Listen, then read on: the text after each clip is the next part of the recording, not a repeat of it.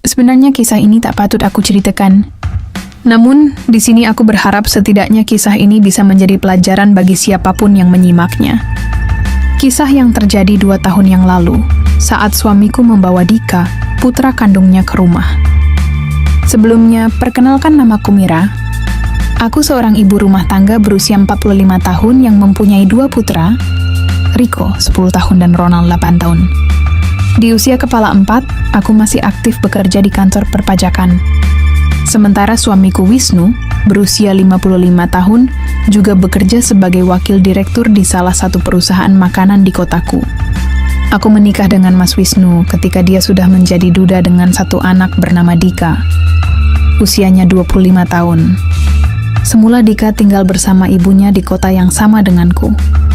Namun karena ada masalah dengan keluarga, bahkan sampai berurusan dengan hukum, maka suamiku membawanya untuk tinggal bersama kami. Terhitung, sudah 3 bulan Dika tinggal di rumahku. Dika pada dasarnya pemuda yang baik dan cepat beradaptasi dengan lingkungan. Ia juga cepat sekali akrab dengan kedua putraku yang notabene adik tirinya. Ia bisa mengambil peran sebagai kakak bagi mereka. Dan kehadirannya membawa suasana baru bagi keluarga kecilku. Aku juga bisa lebih tenang bekerja di kantor. Karena ada yang menjaga rumah ketika aku dan suamiku bekerja. Dika ini seperti replika suamiku sewaktu muda, bahkan kalau boleh jujur, ia lebih ganteng karena ada perpaduan dengan wajah ibunya yang juga cantik menurutku. Sejauh ini penilaianku terhadapnya selalu baik.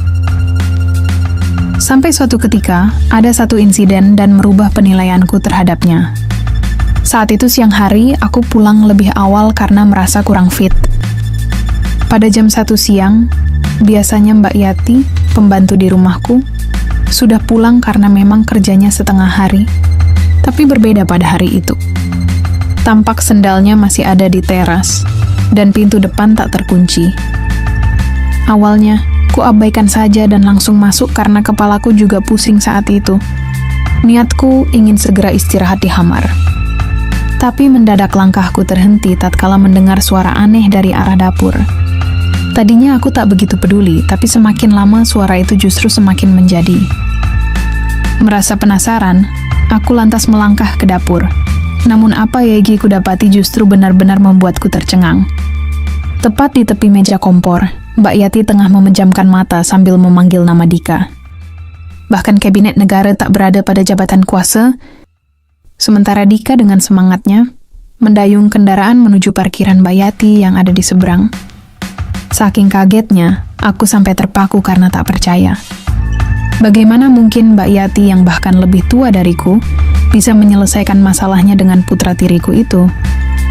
Dan yang paling membuatku heran, mereka sempat berbincang-bincang dengan bahasa yang cukup menantuang. Mas Dika wes sering yokoyongene, suara Mbak Yati dengan logat Jawanya. Belum Mbak, ya baru masalah ini, sahut Dika cengengesan. Alah ngapu sih, ujar Mbok Yati sambil mencubitnya. Saat itu seharusnya aku menegur mereka, tapi kenyataannya aku justru kagum dengan ketangkasan putra tiriku itu. Tak ingin mereka mendengar, aku buru-buru menuju kamarku meski masih ada rasa penasaran. Aku mencoba melupakan apa yang tadi kudapati, meskipun bayang-bayang itu semakin menjadi-jadi. Singkatnya, beberapa malam sejak fenomena itu, aku malah jadi susah tidur. Masih tak menyangka Mbak Yati dan Dika bisa demikian di rumahku. Begitu depresinya kah Dika, sampai Mbok Yati yang menjadi pilihannya, pikirku.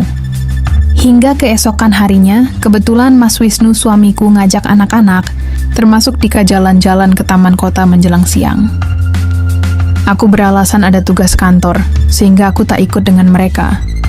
Pada kesempatan itu, aku menanyakan kejadian yang sebenarnya pada Mbok Yati. Nada bicaraku sampai gemetar saat mulai bicara dengannya. Awalnya Mbak Yati pura-pura tak mengerti, tapi setelah dicecar dengan beberapa pertanyaan, akhirnya ia mengakui. Ia bahkan menangis dan meminta maaf khawatir aku akan memberhentikannya.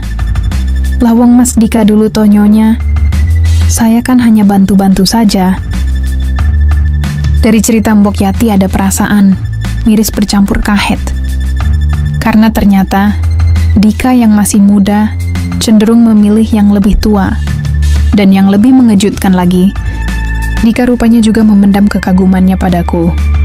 Aku shock, tapi anehnya timbul juga niat baik dalam hati yang ingin juga seperti Mbak Yati. Entahlah, kenapa aku bisa begitu. Sepulangnya Mbok Yati dari rumahku, aku kembali melamunkan ucapannya tadi. Aku lantas mematut diri di depan cermin, dan mulai membandingkan diriku dengan pembantuku itu. Tampilanku memang jauh berbeda dengan Mbok Yati. Selain postur yang lebih baik, aku jauh lebih cantik. Apalagi orang tuaku juga masih dari etnis Tionghoa, membuat kulitku putih dan berseri. Entah kenapa aku jadi berpikir, mungkin tak ada salahnya jika aku mengarungi hal baru, tapi... mikirin apa aku ini? Dika kan putraku, mana mungkin aku... Batinku, sambil menggeleng menepis niat mulia itu. Berhari-hari aku mencoba melupakannya, namun nyatanya sia-sia. Bahkan, entah kenapa aku jadi salah tingkah saat berpapasan dengan Dika. Ada beragam perasaan yang aku sendiri bingung menjelaskannya. Rasa canggung, gugup dan juga penasaran menjadi satu dalam benakku. Dan hal itu semakin diperparah ketika ada satu peristiwa yang membuat jantungku dag-dig-dag sekaligus malu. Yaitu ketika pagi saat semua masih belum terjaga, aku yang baru saja selesai mandui, buru-buru berlari ke kamarku karena ada pertemuan di kantorku. Namun sayangnya, ketika hendak sampai di depan kamarku, aku justru terpeleset hampir jatuh. Entah secara kebetulan atau apa, Dika yang baru keluar dari kamarnya refleks menangkuapku. Alhasil kami saling menatap canggung, namun yang membuatku malu, Hanwokku ikut jatuh dan otomatis Dika pun terpaku. Ujarnya memperhatikan fenomena alam semesta tersebut. Dengan segera aku satset, lalu segera menuju kamarku. Permisi. Ujarku salah tingkah. Tapi tiba-tiba Dika justru menaruh tanganku. Dika, ujarku. Ia hanya tersenyum lalu membiarkan aku berlalu. Sejak pagi itu pikiranku makin kalut. Selama di kantor, aku terus memikirkan hal itu. Bahkan ketika malam hari kami sekeluarga makan malam bersama, kudapati Dika beberapa kali menoleh ke arahku. Ia tersenyum, namun anehnya aku justru salah tingkah dan tersipu. Sebelumnya ia tak pernah seberani itu. Beruntung suami dan anak-anak sedang sibuk dengan makanan mereka, sehingga tak ada yang menyadari kejanggalan itu. Hingga hal yang aku khawatirkan itu akhirnya terjadi juga. Jumat pagi, mendadak suamiku ditugaskan keluar kota selama seminggu. Dan Sabtu paginya, 2 anakku juga pergi acara persami yang diadakan oleh sekolah. Malam harinya, setelah sarapan aku sengaja mengurung diri di kamar, berharap tak terjadi hal-hal yang tak diinginkan. Apalagi saat itu hanya aku dan Dika di rumah. Aku bersantai di kamar sambil mengerjakan laporan kantor di laptopku. Sampai tak lama kemudian dering ponsel menghentikan pekerjaanku. Nampak di layar ponselku ada nomor tak dikenal mengirim pesan WhatsApp padaku. Mak, lagi apa? Aku terpaku pada foto profilnya, rupanya Dika, putra tiriku. Kalau ada perlu, ngomong saja. Kita kan serumah, balasku. Bukannya membalas, Dika justru mengirim semua file yang membuatku berdewir saat itu. Sebuah jepretan hikmah dunia fana yang cukup membuat jantungku dag-digdog saat itu. Otomatis niat mulia yang selama ini kuredam timbul saat itu. Rasanya ingin aku menegurnya, tapi aku khawatir jika ia semakin berani nantinya. Akhirnya ku diamkan pesan itu, sengaja tak membalas dan memilih istirahat malam itu. Namun rupanya hingga dini hari aku tetap tak bisa memejamkan mataku. Pikiranku kembali kalut. Apalagi sejak Dika mengirimkan pesan gambuar itu padaku.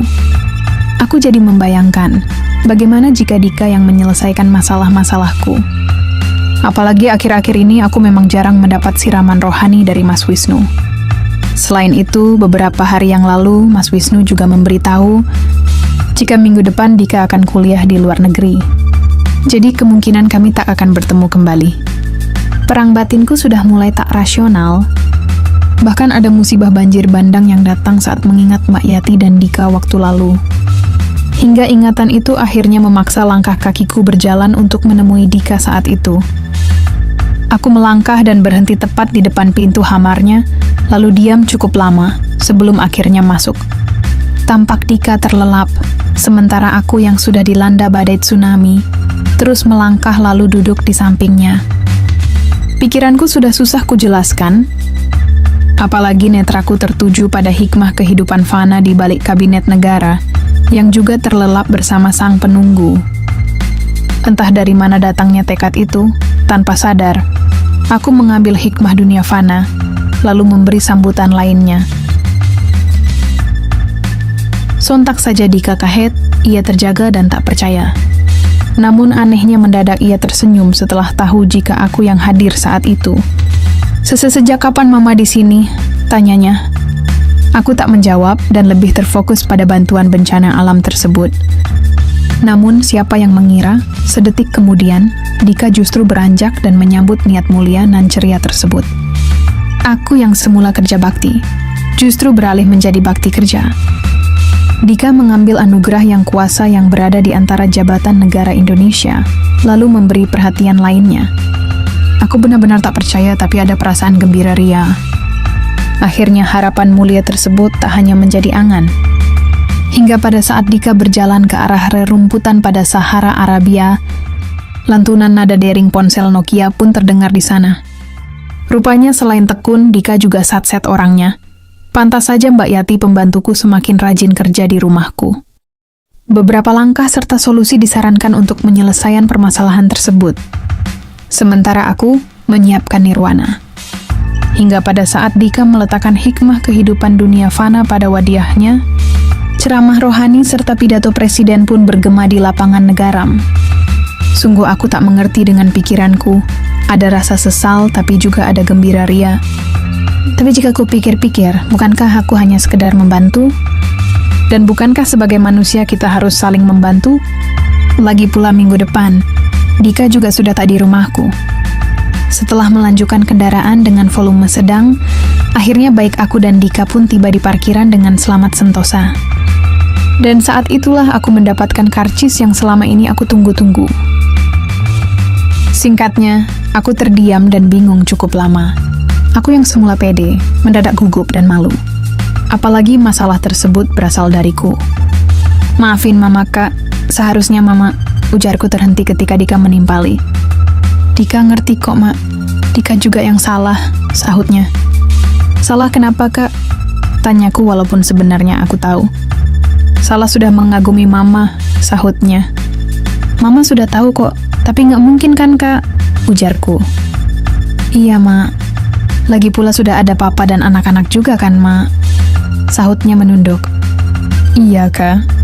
Mama yakin suatu saat nanti kamu pasti dapat yang lebih baik dari Mama. Dika hanya mengangguk, sementara aku dengan berat hati pergi meninggalkannya.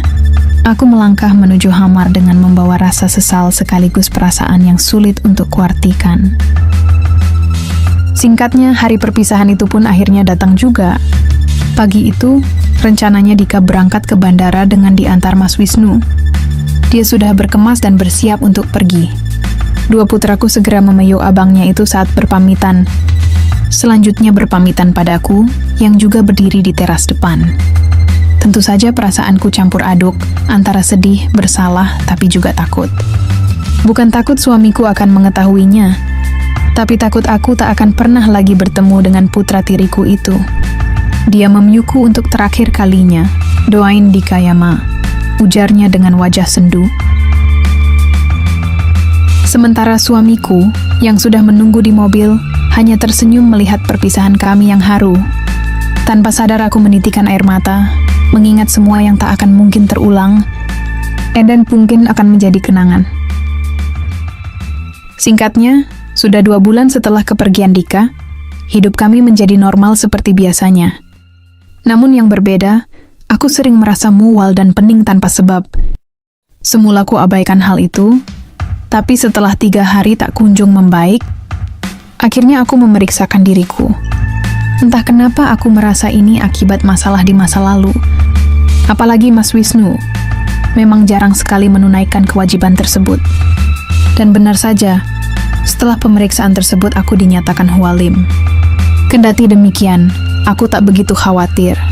karena yakin nanti wajahnya akan mirip suamiku. Begitulah kisah yang kualami beberapa tahun yang lalu. Tentu saja kisah ini tak patut dicontoh dan ditiru. Di sini aku hanya membagi pengalamanku. Ambil positifnya dan buang jauh negatifnya. Dan semoga dengan kisah ini membuat kita lebih teguh imannya.